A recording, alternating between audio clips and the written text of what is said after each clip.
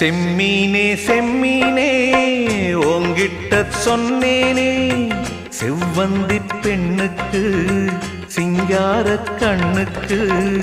கல்யாண மாலை கொண்டு வா